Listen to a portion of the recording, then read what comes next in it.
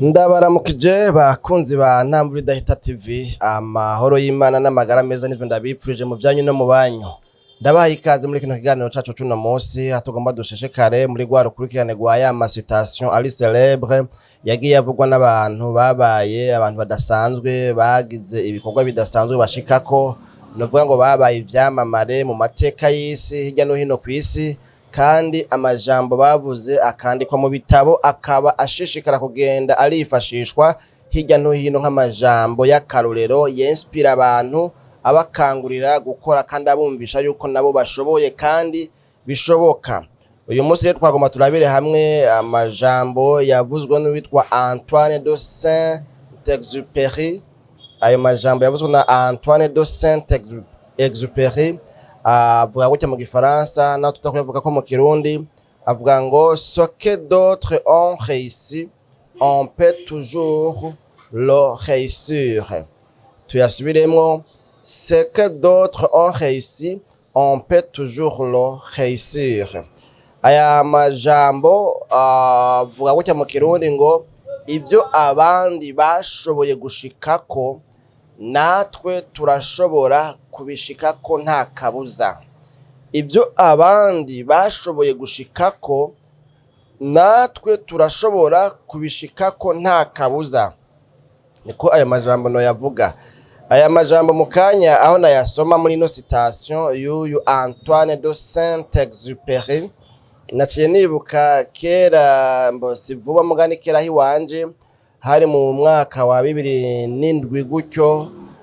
Ico gihe nibuka yuko hari umuntu numvise avuze amajambo nkaya bariko baraganira, hanyuma avuga ati jewe nanje ico gihe navuze nti byanka byakunda ntegerezwa kugwanya kagaye nanje ko naka yabishoboye akiga akamenya agaheza amashuri, na jewe ntegerezwa kubishikako kubera iki naka yabishoboye. None ugira ngo hari giturire yatanze, mbega jewe ugira ngo hari ibuye riri mu mutwe, hari ibuye riri mu mugongo, hari ubumera bw'Imana nariye, hari idini ry'Imana mfise, novuga ngo niryo rizotuma ntabishikako.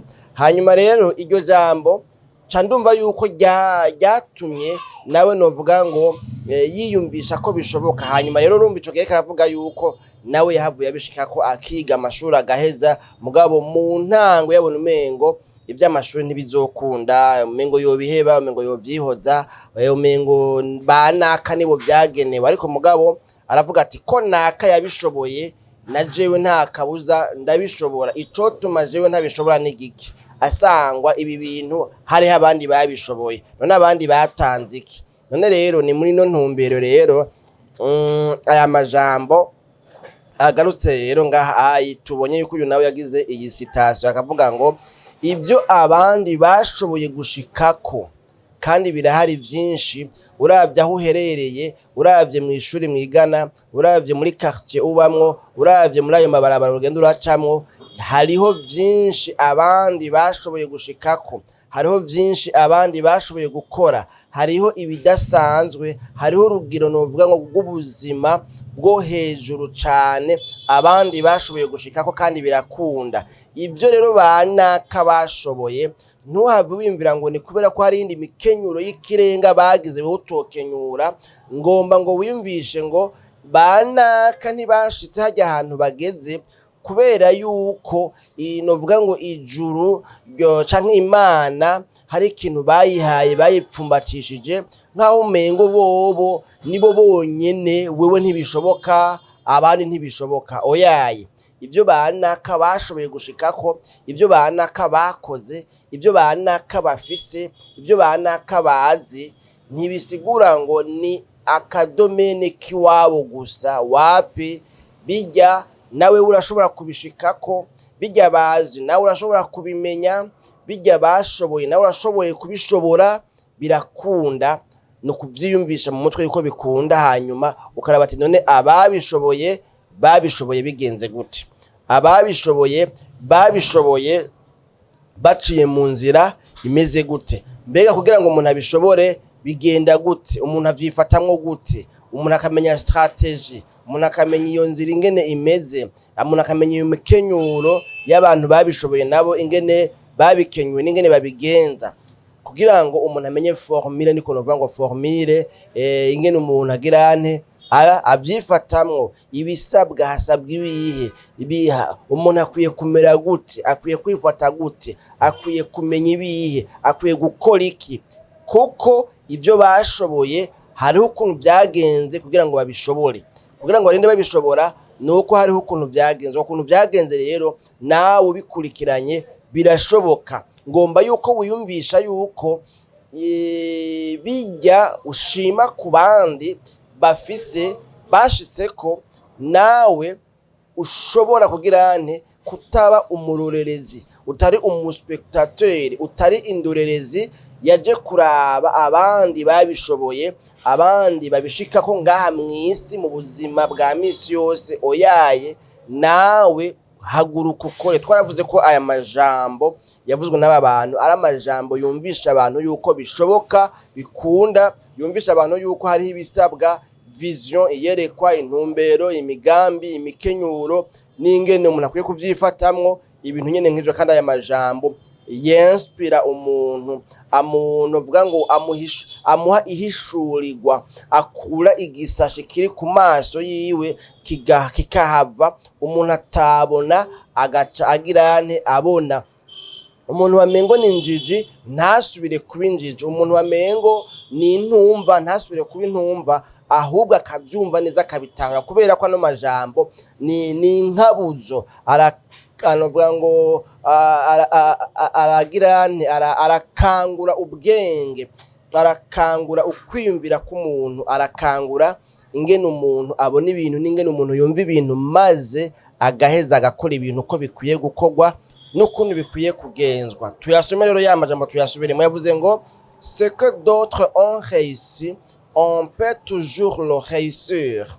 Ivy'abandi bashoboye gushikako natwe turashobora kubishikako, turashobora kubikora, birakunda. Ikintu gihambaye cyane ni ingene umuntu ahaguruka yamaze kwiyumvisha yuko bitaza gukunda.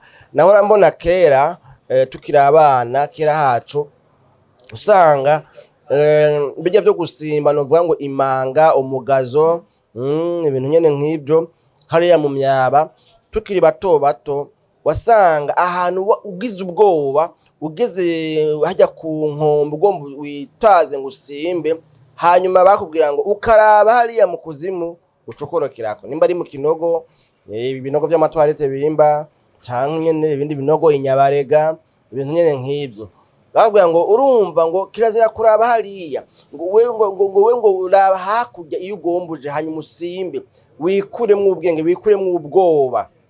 Wasanga rero igihe cyose umuntu habayeho kwezita, habayeho kwijijanya imitima, habayeho novuga ngo gukekeranya, byaca bishika ugaca usanga umuntu biramunaniye. Ariko umuntu ahagurutse yiyumvishije neza yuko bishoboka, hanyuma ntahe umwanya, akima amatwi ibimutera ubwoba, ibimutera kwikekeranya, kutiyemera, kutizera, ibituma atigirira icizera, akavyima amatwi, ntabihe umwanya, usanga umuntu bikunda yuko agirane abishika. Kubera iki? Twarabonye yuko muri buri muntu wese hariho ubushobozi buri muri we, bushobora kurema ikintu, bushobora gushiraho ikintu caboneka numengo ntigishoboka, agasanga kiragirane kirashoboka. Kubera iki? Amaze kudekuvra yuko muri we hariho ubushobozi budasanzwe ndemanwa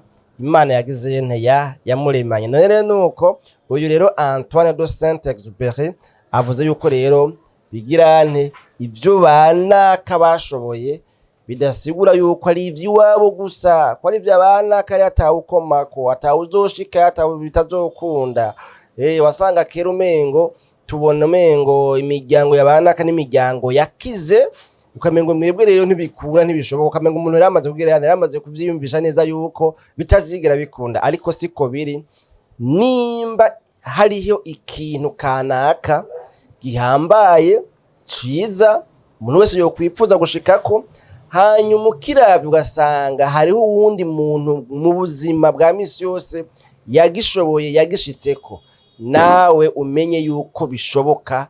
Igikuru nuko ugira ahantu vyiyumvisha dans le positif, hanyuma ukagira ante ukamenya ingene bigenda, ingene umuntu abikora, mbega hasabwa iki, mbega umuntu akwiye kumenya ibihe n'ibihe, mbega imikenyero n'iyihe. Hanyuma iyo motivation, iryo shaka n'umwete biri muri wewe bigaca bikubera novuga ngo carburant, bikakubera igitoro, bikakubera essence, kugira ngo ucugira ante ukore mpaka uharanire kugira ante kubishikako.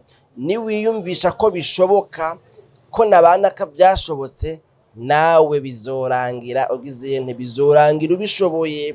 Nuko rero nawe majambo sinzi rero wewe uravye ukumbure mu buzima bwawe bwa misi yose, mbega ntihari ibintu ubona ko abandi bashoboye mugabo uguma wiyumvisha yuko bidakunda, utazopfa ushitseko, utazopfa uronse, utazopfa ushoboye.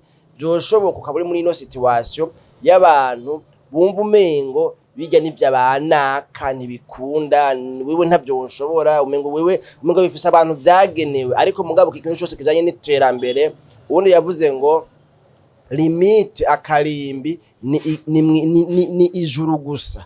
Hariya kwijuru ni hatamuntu ashikayo kwijuru. Abandi bose baragendeye oyi mu kirere, abastronaute n'abandi kumbure bagendeye mu bigenda juru, ariko kwijuru aho Imana iba niho honyine umuntu adashobora kugira ane bavuga ngo gushika handi hose birakunda, birashoboka bivanye n'ingene umuntu abimenye avyitwayemwo, hanyuma akidetermina agafata ingingo akavuga ngo ntegerezwa gushikayo kandi birashoboka. Bana kako vyashobotse suko babivukanye, nanje birashoboka. N'aya majambo rero bakunzi ba Ntambwe Idahita TV dushoboye kuvugana muri kino kiganiro cacu. Mwebwe rero bashasha namwebwe basangwa mushikare kubana nacu mu biganiro bitandukanye dusanzwe tubashikiriza. Ni Agahwane.